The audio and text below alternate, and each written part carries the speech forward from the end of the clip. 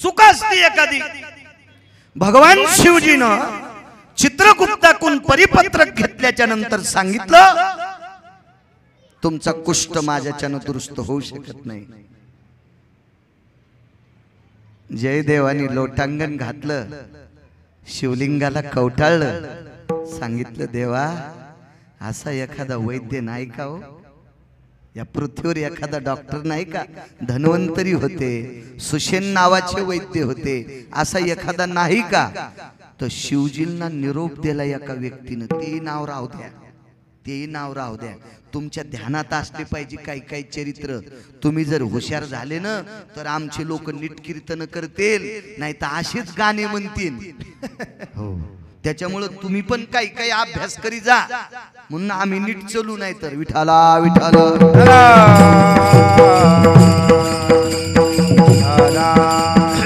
योग असा आला, शिवजींना निरोप मिळाला आणि शिवजींनी सांगितलं देहू आळंदी परिसरामध्ये, देहू आळंदी परिसरात एक वैद्य आहे आणि त्या वैद्याकडे तुम्ही जा। त्या गावाचं नाव होतं केंदूर। केंदूर, केंदूर नावाचं गाव। हो, आणि मग सुषेण ते जयदेव नावाची व्यक्ती काशी विश्वनाथापासून चालत चालत भुलेबुवा केंदूरला आले। केंदूरला आल्याच्या नंतर शिवजींनी नाव लिहून दिलं, कान्होराज पाठक नावाची व्यक्ती आहे आणि हा डॉक्टर तुमचा कुष्ठ दुरुस्त करेल। आता तुमच्या परिसरातलं गाव असल्यामुळे 700 वर्षापूर्वी केंदूरची काय प्रगती असेल? 700 वर्षापूर्वी असेल कसल्याचं घर साहेब? कौलाची घर, पत्रे पण नाही तर नव्हतेच ना पत्रे 700 वर्षापूर्वी। खापराची कौल होती, साधं घर। आणि एका व्यक्तीला विचारलं वैद्यराज कान्होराज पाठक यांच्याकडे जायचं। नाव ऐकल्यावर गावातलं एक फुसकने हसू लागलं। लय लोकायला घरच्याचा इटन शेजाऱ्याचा भांगनीट असतो। अजून बी आपल्यात अशा काही हरामखोर जाती येतात, आपले संत झाकून ठुले हो आणि दुसऱ्याचे डोक्यावर घेऊन नाचायले। इतके दम नाही कीर्तनायला, दम नाही भागवतायला, दम नाही रामायणाला, दम नाही दिंड्यायला, तरी हे 1-2% हे किडके सोंग नीटच होईनच। विठाला विठाला विठाला। तुम्हाला एक सांगू का, या प्रांतातल्या लोकांनी ज्ञानोबराय तुकोबरायच्या व्यतिरिक्त परमार्थ करणं मूर्खपणाचा कळस आहे। ज्ञानोबराय तुकोबरायचा परमार्थ म्हणजे वाघिणीचं दूध आहे, आणि वाघिणीच्या दुधात चपाती भिजल्यावर एक जण म्हणला कांदा आहे का? कांद्या तो आकलीचा कांदा कुठे गेला रे? कांद्या वाघिणीच्या दुधात चपाती खाल्ल्यावर देशमुख कांदा काय करायचा? आणि दुधासंग कांदा खात असतात का? इतके काही कांदे भाईकालेले। ज्ञानोबरायचा परमार्थ म्हणजे वाघिणीचं दूध आहे। कशाला सोंग करायचे? नवरात्रात मी 9 दिवस उपास धरते, पण एकादशी धरीत नाही। वा, तू चुड्यालनीचा अवतार। हा, तू 9 दिवस उपास धरती पण एकादशी धरीत नाही। वा, तू ज्याला भेटशील त्याला पण यमनार काल टाकेल। काय नाटको! मला एक जण भेटला म्हणे आपण 9 दिवस चप्पल घालीत नाहीत, गादीवर बसत नाही, हा 9 दिवस उपास धरतो आणि दसरा झाल्यावर घोरपडी धरितो। किती हरामखोर जन्माला आले वा आपल्याकडं, किती हरामखोर। लोकांना नाव ठेवू नका, आपल्यातले दुरुस्त करा। करणे पाखंड खंडन। विठाला विठाला।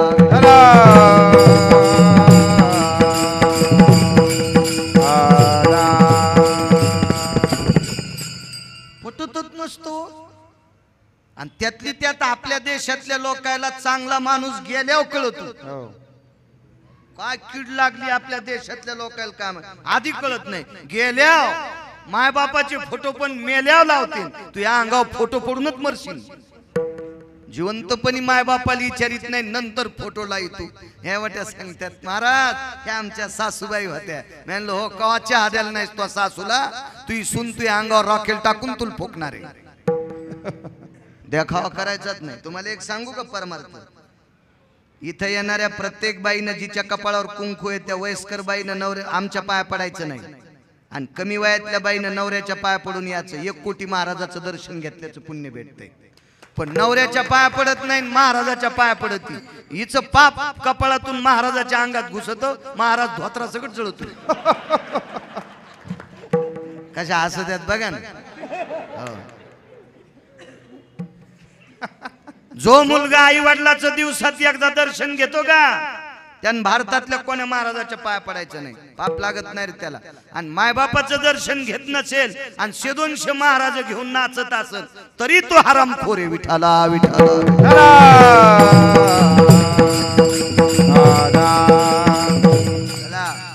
विचारला हो कान्होराज नावाचे वैद्यराज आहेत.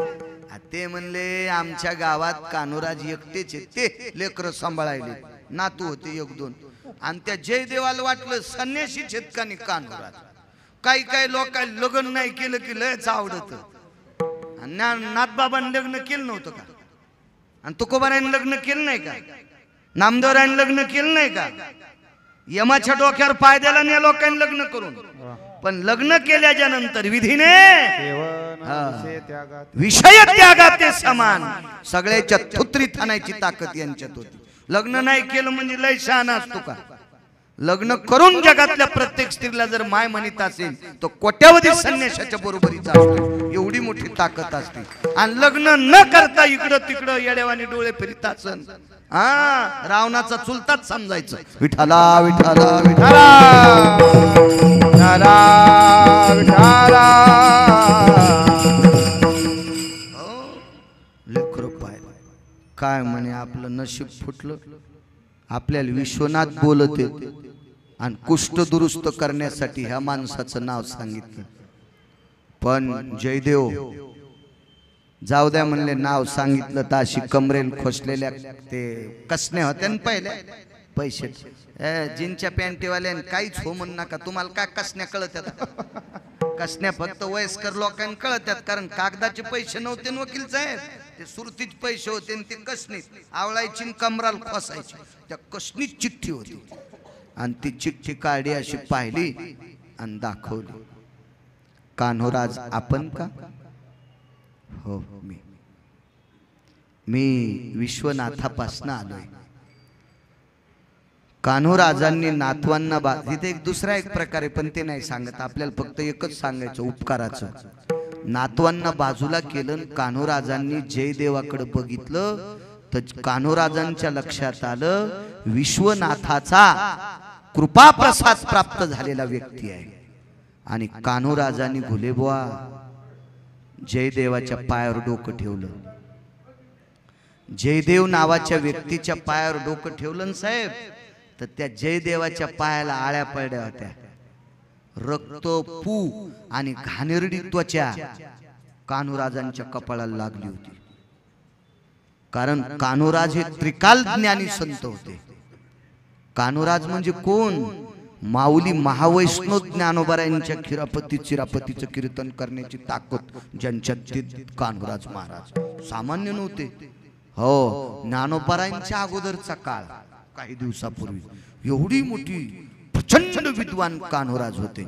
एक तुमच्या परिसरातला एक सरदार भेटला होता त्यांना, आणि त्या सरदाराने विचारलं का हो आपल्याकडे परीस आहे म्हणे. तर कान्होराजांनी सांगितलं माझ्याकडे परीस नाही, मीच परीस आहे. तर ते सरदार जर शहाणं होतं, त्याला इतकं माहित होतं परिसाला लोखंड लागलं की सोनं होतंय, आपण तलवारच टोचून पाहू. काय सरदार शहाणं, म्यानीतून तलवार काढली आणि त्यांना टोचणार. ते म्हणले तुम्हाला सोन्याची करायची ना, टोचिता कशा, नुसती धरा. करंगळी लावल्याबरोबर तलवार सोन्याची.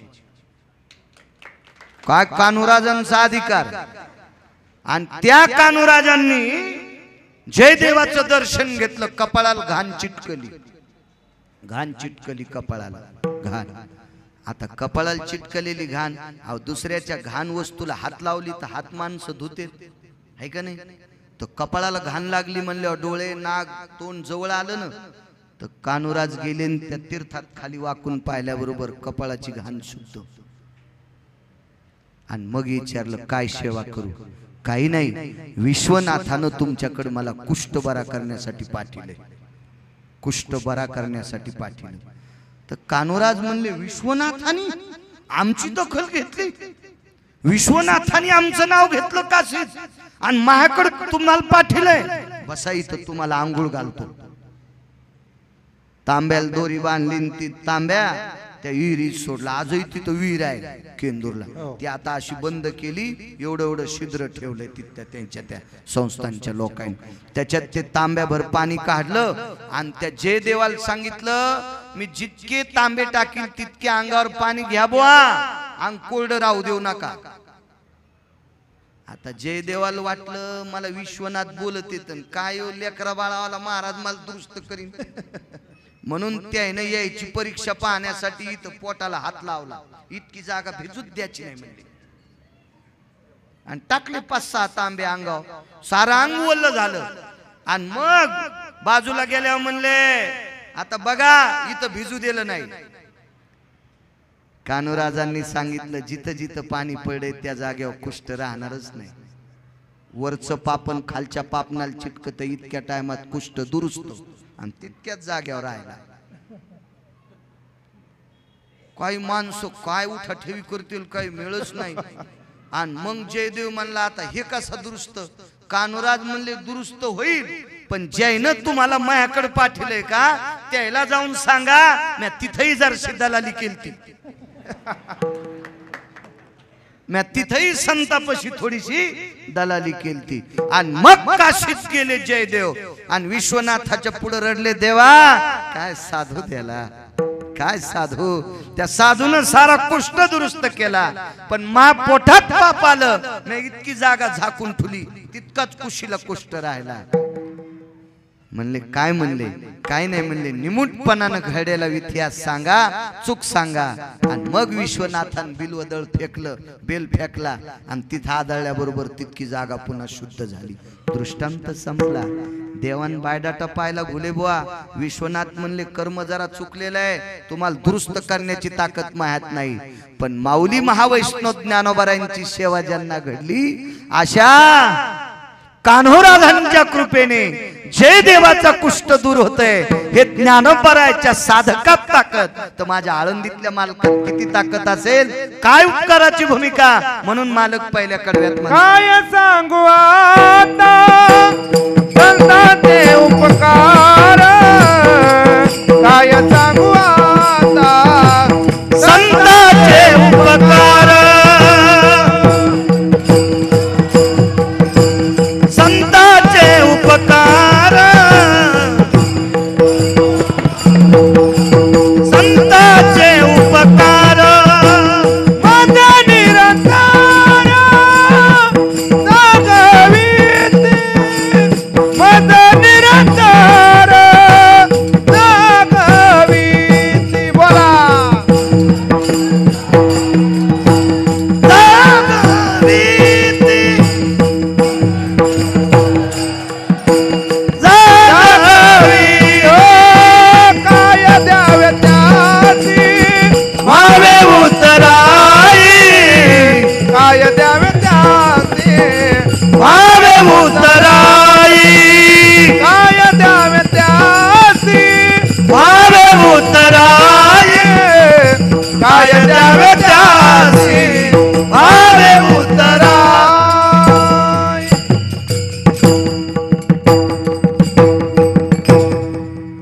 किती उपकार आहेत संतांचे.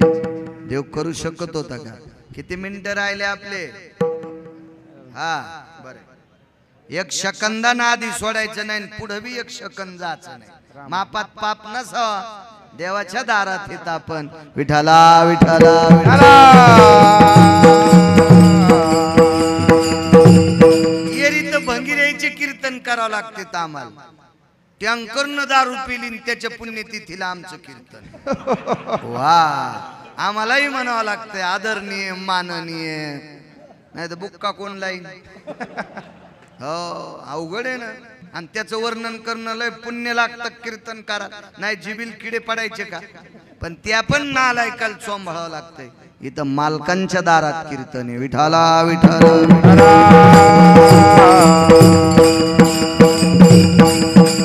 राजो, जे संत करू शकतात ते देवही करू शकत नाही. संतांचे उपकार तुमच्यावर माझ्यावर असतील नवल नाही. आळंदीतल्या मालकांच्या पाठीमागे ज्यांची मूर्ती आहे का विटेवरचे मालक, याच्यावर सुद्धा संतांचे उपकार आहेत. जर ज्ञानोबराय तुकोबराय जन्माला आले नसते तर विटेवरचा मालक आपल्याला कळाला असता का, देव कळाला असता का. देव आहे हे दाखवून द्यायचं काम, कारण देवालाही देव पण द्यायची ताकद. आमुची भावे तुझा देव पण हे का विसरून राहिलाशी, कुळीची हे कुलदेवी केली ठावी संतांनी. काय ताकद महाराज, एवढा मोठा, एवढी मोठी व्याप्ती. याच्या पलीकडे सांगू का, जय देवाचा कुष्ठ संतांनी दुरुस्त केला, सुख प्राप्त झालं, उपकार झाले. अहो देवालाही सुख द्यायची ताकद संताची. संताचे सुख झाले या देवा, मनवोनी सेवा करी त्यांची. देवाला सुद्धा सुख संत देऊ शकतात, तितकी मोठी व्याप्ती.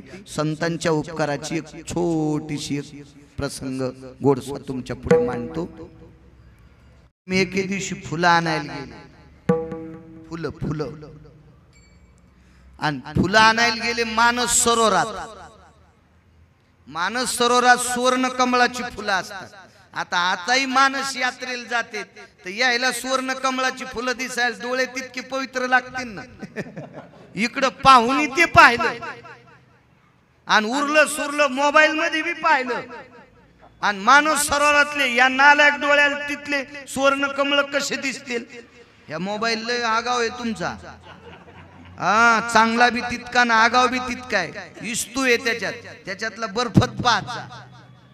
हो काही नका पाहत जाऊ, त्याच्यामुळे मी आपला हेट ठुतो. हो मला का घ्यायची ताकद नाही का, मी सोन्याचा घेईन ना. या मालकान माया खूप कृपा केली, हाऊत भरून द्यालाय. पण आता 90 वर्ष लुगडं घातलं, म्हातारपणी कशाला गाऊन घालू. त्याच्यामुळे नको. हो ना कुत्रे भुकतेन ना. हो ना लुगडं नेसणार बाईन गाऊन घातल्या कुत्र्याला, पण कुत्र्याला पण कळायची नाही तुर्कस्तानातली का अरबस्तानातली. विठाला विठाला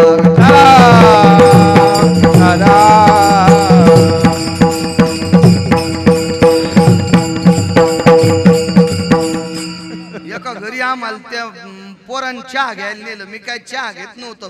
ते म्हणलं दूध घ्या. म्हणलं मी काय बोके नाही बाबा दूध प्यायला, दूध घेत नाही, पण घ्या म्हणलं काळा चहा. आम्ही बसलो आणि ते कशाला कानी बाहेर गेलं आणि आम्हाला चहा घेऊन बाई आली गाऊनवर. अरे बाप रे म्हणलं नकोच बापा, आम्ही तसेच पळालो. नको नको नको नको नको म्हणलं. हो मग 1.5 महिना ताप नाही गेली. डॉक्टरनं गोळ्या माणसाच्या दिल्या पावर वाढीला. शेवटी पावर वाढवा म्हणल्या, ते म्हणले आता माणसाच्या संपल्या वगैराच्या देऊ का. हो मी म्हणलं आता जनावराच्या गोळ्या खाल्ल्यावर मरण. मी म्हणलं नकोच. मग नंतर कंपाऊंडर लय हुशार होतं. ते म्हणलं पाहिलं काय होतं. काय नाही म्हणलं, जिथं चहा प्यायला गेलो ती बाई गाऊनवरच चहा घेऊन. हा मग तुम्हाला त्याच्यामुळे ताप आली म्हणे. हो म्हणून महाराजायला कोणत्याही पोशाखात चहा नका देत जाऊ. तुमच्या चपलाला हात लावून विनंती करतो. आहे का नाही. ज्ञानोबराय तुकोबरायच्या परिसरातल्या आहेत ना तुम्ही, जरा हिशोबात राहत जा. कारण 2 गोष्टी झाकलेल्या असावा. पैसे लाखानं अब्जानं असले ना आतल्या खिशात पाचे. पहिले होते ना बनेलेले खिशे, तुम्हाला कसे ठेवता येते. कोपऱ्या होत्या, कोपऱ्या निमस्त्या. कोपरीच्या आधी तिला निमस्ती म्हणत होते. निमस्तील खिशे होते 9. चिलीम ठवाल नाही, गुटखा ठवाल नाही, तंबाखूची पुडी ठवाल नाही. 9 खिशे आणि पैसे पाचे त्याच्यात. आता भिकार चोट डायरीच्या पुढून ठुतू. डायरीच्या पुढून ठेवणाऱ्याला भिकारी म्हणायचं नाही, भिकार चोट. पैसे झाकलेले असावा आणि या देशाची स्त्री सर्वांग झाकलेले कपडे घातलेले असावा. हा लय मोठा परमार्थ आहे माझ्या माईनो. तुम्ही सर्वांग झाकलेले कपडे घातले की तुम्ही ज्ञानोबराय तुकोबरायच्या आई आहात. हो ज्ञानोबा आहे तुमको बरं आहे तुम्हाला आईचा दर्जा देणार एवढा मोठी ताकद आहे माझ्या या मालकांनी तुम्हाला एवढी मोठी उपमा दिली राज्य राणी व संपत्ती या देशाची जर राणीव संपत्ती कोणती असेल राज्य तर माझ्या मावल्या ज्या घरी कुलस्त्रिया राज्य राणीव संपत्ती इतक्या मोठ्यात माझ्या माईनो तुम्ही किती मोठ्यात पद्मावतीचं चरित्र वाचा माझ्या माईनो कमी वय असेल तर माझ्या बहिणींनो वाचा पद्मावतीचा काय त्या पद्मावतीनं 2700 बायका सोबत घेतल्या आणि अल्लाउद्दीन खिलजीचा हात अंगाला लागू नये म्हणून जोहार करून घेतलं आज त्या कुंडाला जोहार कुंड म्हणतात तिचं चरित्र वाचा तुम्हाला झोपीत डोळ्याला पाणी येईल या देशातल्या स्त्रिया किती पवित्र होत्या विठाला विठाला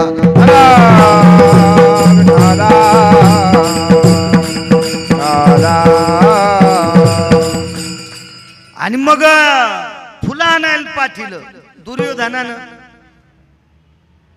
त्याला मी दुर्योधन म्हणत नसतो दुर्योधन्या त्याचा पाहुणा आहे का तुमच्या भागात कोणी नाही मग काय मला भीती नाही नाही तर हो ना मला जाऊ देल नसतं त्यानं असे काय काय नालायकायचे नालायक पाहुणे असतील ते आडवीत असतील पण दुर्योधनाचा तुमच्या भागात पाहुणा नाही चला या दुर्योधनाला भीमाचा काटा काढायचा होता म्हणून माणूस सरोवरावर फुलं आणण्यासाठी पाठवलं आता फुलं देवाला समर्पित करायचे म्हणून भीमदादाने विचार केला आधी आंघोळ करावा आणि मग फुलं आणा ते का तुमच्या आमच्या सारखे फुलं होते होय शेजारनी झाड लावलं आणि ती उठायच्या आधीच फुलं तोडून आली आणि महादेवाला वाहिले तू अवतार म्हणजे शेळीचा अवतार तू म्हणजे मेंढीचेस ना मेंढीला कळत नाही कोणती तुळस खावा शेळीला कळत नाही शेळीचे सरणे हा दुसऱ्याचे फुलं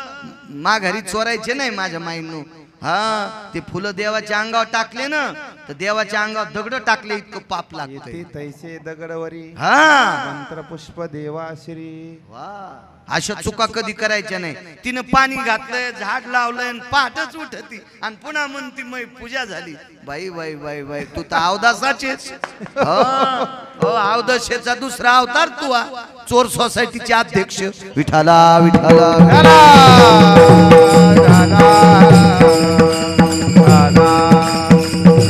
स्नान केलं आता भीमाचं स्नान कसं असेल भीमाल बळ होतं 8000 नागाचं आणि भीमाच्या काकाल बळ होतं 9000 नागाचं 10000 नागाचं बळ कोणाला होतं सांगता येईल का किती भागवत रामायण कीर्तन ऐकले किती महाराज मेले सुधरतान बरं तुम्ही मला गोळी घाला ऐकिलच नाही हा तुमचा काय दोष आहे आमच्या याचा दोष आहे विठाला विठाला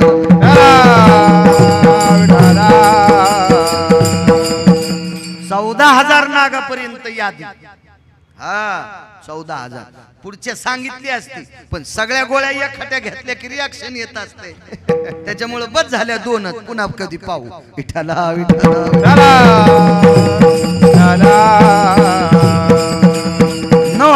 8000 नागाचं बळ लखन धार सोडी टाकली मानस सरोवरात पाणी उडालं आणि पाणी उडून एका वारकऱ्याच्या अंगावर पडलं ते वारकरी म्हणजे मारुतीराय मानस सरोवराच्या ठिकाणी त्यांचं भजन चालू होतं आता काही काही लोकांनी याला अनुष्ठान नाव दिलं अनुष्ठान अनुष्ठान फक्त ठराविक लोकांचं झालं माझ्या वाचनामध्ये काही ठराविक लोकांपैकी 1949 ते 51 2 वर्ष ज्यांना शंकराचार्य पद होतं असे स्वामी राम यांचं अनुष्ठान नर्मदा मैयेच्या तीरावर झालतं नर्मदेच्या तीरावर हे अनुष्ठान अशा काही ठराविक लोकांचं अनुष्ठान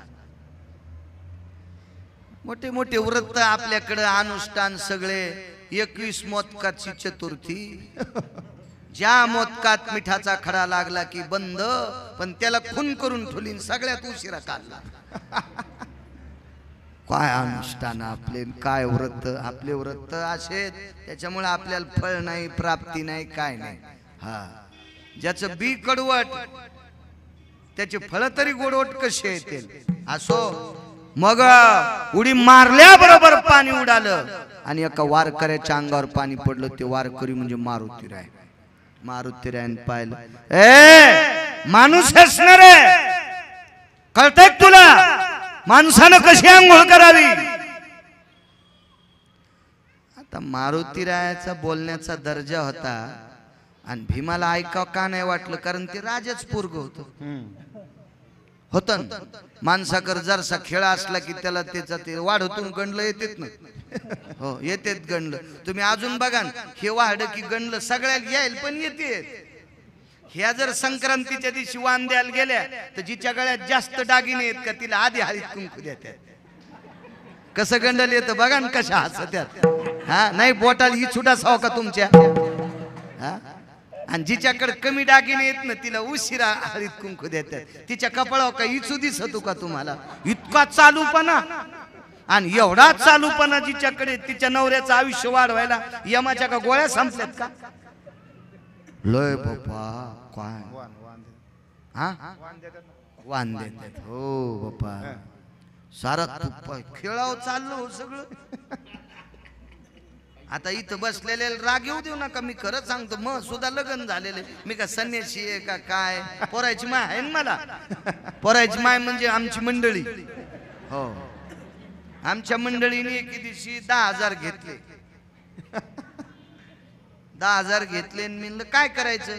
काय नाही म्हणे मला वाणाचं साहित्य आणायचं. आमच्याकडे एक माणूस होता त्याच्याकडे तिनं 10,000 रुपये दिले. यादी दिली. 1-1 किलो गुळाच्या भेल्या म्हणतात का ढेप तुमच्याकडे. ढेप 1-1 किलो गुळाच्या ढेपी आणल्या 10. अर्धा किलोच्या आणल्या 20.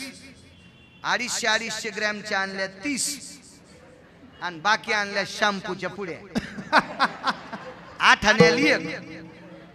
8 आण्याला 1 शॅम्पूची पुडी.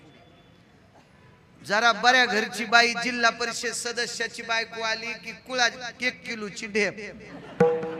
आलेल्या पडलेल्या आमदाराची आली की 1 किलोची ढेप. पंचायत समिती सदस्याची बायको आली की 1 किलोची ढेप. सरपंचाची बायको आली की अर्धा किलोची. सदस्याची बायको आली की पावशेराची आणि यायच्या डरावरची बायको आली की शॅम्पूची पुडी. मी म्हणलं होंडी वसीन केस राहणार नाही तुला केस डोक्याला. अशी एडपट बायको मला भेटली नाही. पण तुम्हाला राग येईन म्हणून तिचं नाव घेतलं. पण इमानदारीनं तुमचं सांगायचं हे लक्षात ठेवा. विठाला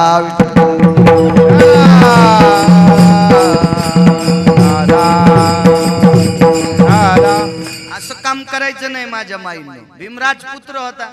मोठ्या लोकांना लय असा घुगू असतो ना. मला काय वाननेर सांगायचं पण याला माहितच नव्हतं ते वाननेर काय बादशाह आहे. माणसं वरच्याहून पाहते तू वरच्याहून. एक जणाची टोपी इतकी कडक होती ऊस साळता येत होता. म्हणजे कोयतही सरलं तर टोपीनच ऊस साळला इतकी कडक. आणि पोरायची माय कुठत म्हणले 17 भाईच्या मिरच्या तोडायली. पाय आहे का नाही त्या टोपीचा वनवास. इतके झकपक कपडे आणि बाय घर कारभारा असा. कपड्यावर काय नसतं असं काही केलं ते असतो ते. भीमान पुन्हा कुडी आणली. मारुतीरायाने सांगितलं तुला चांगल्या भाषेत सांगतो हा माणसासारखी आंघोळ कर. भीमानला वाननेर आणि मला काय सांगायचं पण माहितच नव्हतं वाननेर काय. भीमान 3री उडी आणली. मारुतीरायाने शेपटीला सांगितलं बाई पाय बरी याची सोय. हळूच कुण शेपटी कमरेपासून पुढे सरकली आणि भीमान उडी टाकल्याबरोबर भीमाच्या कमरेला येडा घातला. भीम वडीत आणला आणि असा उभा आपटीला कमरा इतका मातीत गेला. मारुतीरायाची ताकद होती. हनुमानेर पुछडी ती काय साधी शेपुटी वय कोल्या कुत्र्याची. हा मारुतीरायाची शेपटी आहे. मारुतीरायाची शेपटी इतकी बहादर. एकाची चौकटी इकल्यावर 13-12 खासदार होता येत होतो. कोणाची मायविली त्याच्या विरोधात फॉर्म भरायला. अशा 14 चौकटी ज्याच्याकडे 7 कोटी चौकटी होत्या त्याच्या दाढीन मिशा ह्याच शेपटीनं दुपारी जाळल्या. हनुमंत महाबळी दाढी रावण. काय रावण श्रीमंत. रावण इलेक्शनला उभा राहिल्या अशा 1000 2000 3000 वाटीत नव्हता. बाई दिसली की नेकलेस देत होता. बाई दिसली की चंद्रहार देत होता. आणि मग घरी गेल्यावर ती तिच्या नवऱ्याला म्हणायची बाईला दाब याचं बटन. हे 1000 आणि 1500 आपले कुत्र्याला फेकले आणि त्याच्यात तुम्ही येडे होतात. विठाला विठाला विठाला.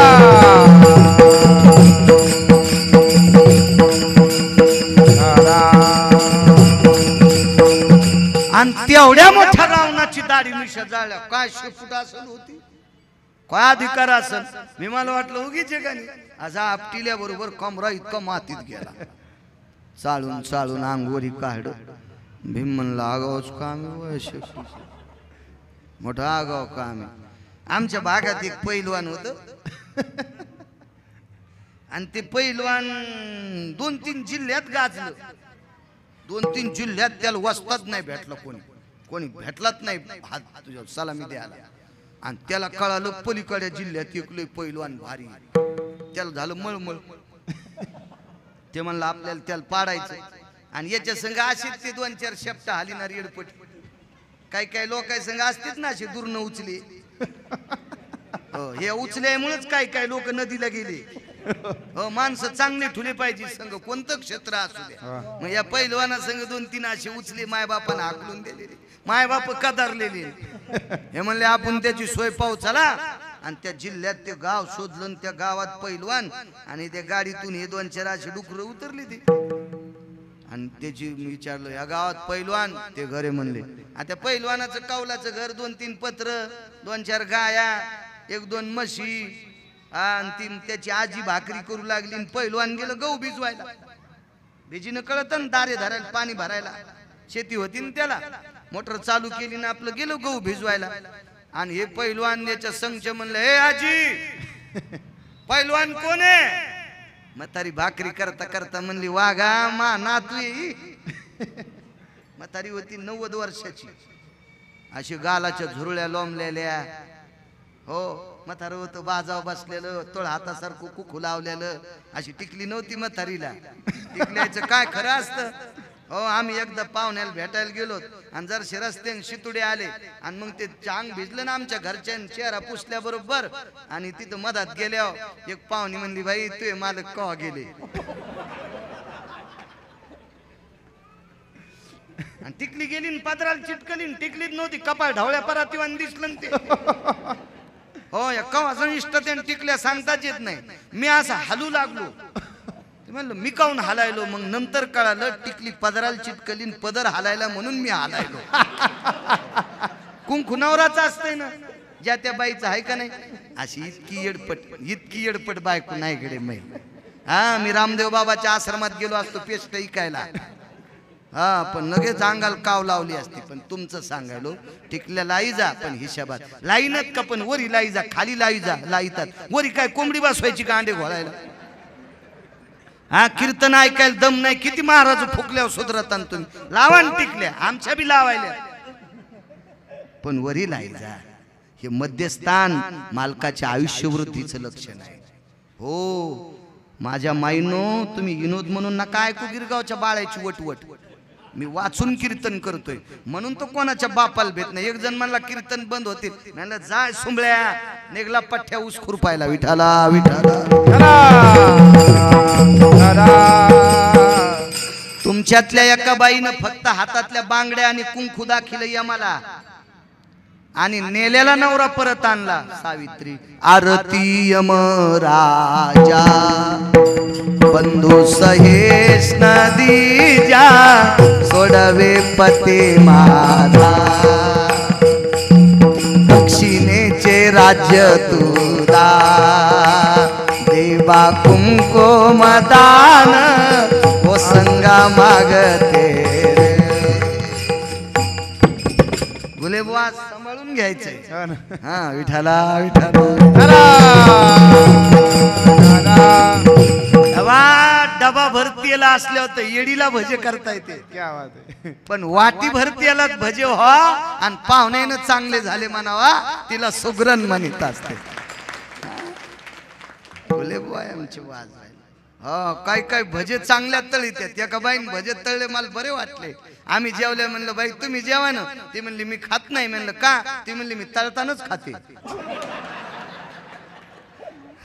काय मावल्या बाप्पा वा वा म्हणलं. ते आजचे भजे खाल्ले मग गाडी जाती म्हणलं पुला खाली आता. विठ्ठला विठ्ठला.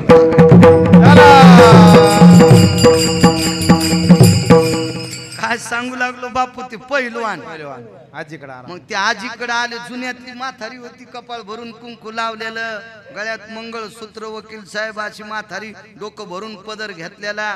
खिळा नव्हता ठोकला तीन डोक्याला, पदर पडतच नव्हता तिचा, एकदा घेतला की सरकतच नव्हता. अशी म्हातारी म्हणली, परत या माय जेवायला बसा, मग पहिलवानाची भेट करून देते. भोका लागल्या होत्या यायला. रस्त्यात वडापावची गाडीच उघडी नव्हती, लॉकडाऊन होतं.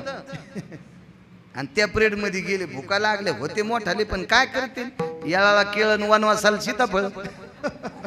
मग त्या म्हातारीच्या गरम गरम भाकरी आणि म्हातारीन कोरडी भुरकी वाढी. तुमच्याकडे काय म्हणते कोरड्या चटणीला मिरचीचं पावडर? भुरकीच ना, भुरकी. आणि त्याच्यावर तेल घेत असते, पण म्हातारीन तेल नाही वाढ. आणि पोरं बऱ्या घरचे होते ना, तर ते म्हणले, आजी तेल नसलं तर पाणी घ्यावं का याच्यावर? ती म्हणली, अपमान करता काय आमचा मेल्या होत, तेल घ्या तेल. मग तेल कुठे? म्हातारीन कळडी भाजून वाढ्या होत्या. कळडी कळत असत्या लखन, तुलाही कळत्यात, तुम्हाला कळडी नसत्यान कळत गडे. इकडे पेरीत आज तुम्ही पुणे भागातली माणसं, मोठा वाडा पोकळवासान वारा जाई बासा बासा, तुम्हाला काय कळडी कळत्यान? कळडी आमच्याकल पिकल कळडी तर पिकल बळडी तर कळडी घोडी, नाही तर उदो आंबाबाईची पळडी. आमच्याकडे आम्ही भुसार घेतलं नाही आमच्या अंगावर. तुम्ही ऊस तरकारी का गुंठ्यावर खेळ तुमचा राजवून, तुम्हाला कुठून कळडी कळते? मग आता ते इकडचाच पैलवान होता. ते म्हणला, तेल कुठं वाढ? करडी वाढ्यात. ह्या करडी घाण्यात न्यावं लागतात. म्हातारी म्हणली, करडी घाण्यात न्याला आम्हाला टाइम नाही. मग तेल आम्ही याच कळडीचं, मग घाण्यात नाही नेल्यावर कसं? 90 वर्षाची म्हातारी उठली, कळडी हातात घेतल्या ना, अशा पिळल्या, त्याच्या भुरकीव तेल पडलं. पैलवान जेवला, बुट तिथंच सरलं, निघाला. म्हातारी म्हणली, बुट घालणं नग. म्हणला, बाई म्हातारीनं कळडी पिळ्यावर तेल काढ, तुझ्या नातानं मला पिळ्यावर काय काय काढी, त्याच्यामुळं मी निघतो माय, निघतो ग बाई.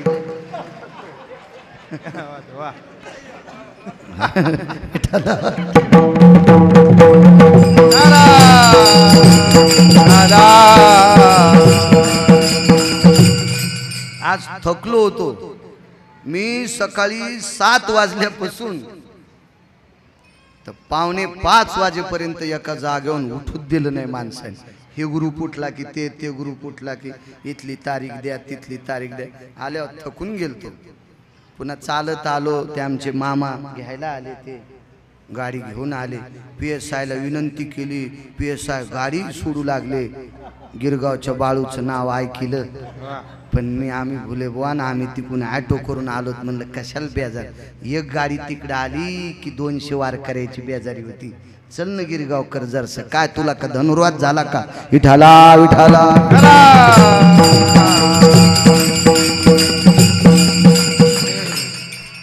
मालकांची कृपा बापू, ताकद मिळाली, त्याचीच कृपा आहे. काय सांगू लागलो? भीमाचं चाललं होतं ना, आणि मग भीम म्हणला, कशाला केलं मला? झन झन झन भीमाच्या मुंग्याच निघल्या, पण दात नाही पडले. मारुतीरायाने एक विचार केला, ज्या राक्षसाच्या थुत्रीत आणली त्याचे दात शिल्लक राहिले नाही. आणि भीमाला एवढा ठोका मारून दात पडत नाही, त्या अर्थी पोरगच कोणाचं आहे? भीम काय साध्याच पोरग नव्हतं गायल्या गुंग्याचं. ते काय अशा येडेवा इद्र्याचं पोरग होतं का भीम? भीम हे कुंती पुत्र होते. काय ताकद त्या कुंतीची, काय पंडुराजाची शक्ती. प्रसादातले लेकर होते. दुर्वासाच्या कृपादानी 5 मंत्र दिधले त्याने. मंत्र सूर्याचा जपला, कर्ण तो पांडव रे पहिला. असे 5 मंत्र योग आला. कोण आपण? भीम आहे. कोणाचे पुत्र? पंडूच. हे पंडूल पुत्र कसे होते? शापित आहे पंडू. नाही म्हणले प्रसाद. आणि भीम वायूच्या प्रसादाचे होते. मारुतीरायाने सांगितलं, मा भाऊचे इकडे मला तुला आलिंगन द्यायचं. पण भीमाने विचार केला, एका ठोक्यात इकडचं मोकळं झालं. आणि शेपटीनं आदळलं तर कमरा इतकं मातीत घातलंय आणि यन जर आलिंगन दिलं तर आपल्या फासळ्यात होत नाही, या हाडं गिडं सारे चुरा करून टाकते. मारुतीरायाने सांगितलं नको रे बाबा, मी काय करीत नाही. आलिंगन दिलं मारुतीरायानं, पण भीमान तटस्थ भूमिका घेतली, अंग चिटकू दिलं नाही जास्त अंगाला. आणि मारुतीरायानं आलिंगन सोडलं आणि हातात पाणी घेतलं. भीमा, मग अंग तुझ्या अंगाला जिथं जिथं लागलंय ते अंग वज्राचं होईल. आणि अर्धांग भीमाचं वज्राचं झालं. घरी आले, वेगात सांगतो वेळ झाला. पंढरपुरातल्या मालकाला सांगितलं, द्वारकाधीश कृष्ण परमात्म्याला, हे त्याचे नातेवाईक होते. हो, पंढरपुरातल्या मालकाची सख्खी बहीण भीमाची भावजई होती. काय नातं असलो, किती मोठं नातं. आपण या येड्या विद्रेचे नाते सांगतो, फलाने साहेब आमचे चुलत मामा, येईन तुला फुकायला. आणि काय करीन तू आज साहेब, आणि साहेब का तुला मोठं करीत असतो का? कोणतेच मोठाले झाड बारक्या झाडाला मोठं होऊ देत नाही. तुम्हाला माहितीये का, झाडाखालचा ऊस वाळत नाही पण पेरे वाढतच नाही. हा, झाडाखालचं सोयाबीन वाळत नाही पण शेंग लागतच नाही. झाडाखालचा कापूस वाळत नाही पण बोंड लागतच नाही. मोठाले झाड बारकाल्या झाडाला फुलं येऊ देत नाही, आणि तरी तुम्ही त्याला मोठे म्हणतात. कितीच आपला पांचटपणा आहे. विठाला विठाला किती मोठा आहे देव. तुम्हाला आणि मला किती दिवस जिवंत ठेवायचंय आणि कोण्या दिवशी मळ्यात नेऊन फुकायचंय, हे ज्याच्या हातात आहे त्याला जगाचा पाप म्हणतात. आणि ह्या अर्जुनाचा मेव नाही. हो, सखी बहीण मालकाची अर्जुनाची पत्नी, भीमाची भावजई आहे. आणि सांगितलं देवा, विश्वातली सत्ता तुमच्या ताब्यात आहे. मारुतीरायाच्या अंग संगती झाली तर अर्धांग वज्राचं झालं. तुम्ही करा ना. पंढरपुरातल्या मालकांनी सांगितलं, तुमची कणगुळी सुद्धा वज्राची व्हावी इतकं सुद्धा तुमच्या प्रारब्धात नव्हतं, पण मारुतीरायानं प्रारब्ध बदलून तुमचं अर्धांग वज्राचं केलंय. काय सांगू आता संताचे उपकार, मज निरंतर जागविती विठोबा रखुमाई.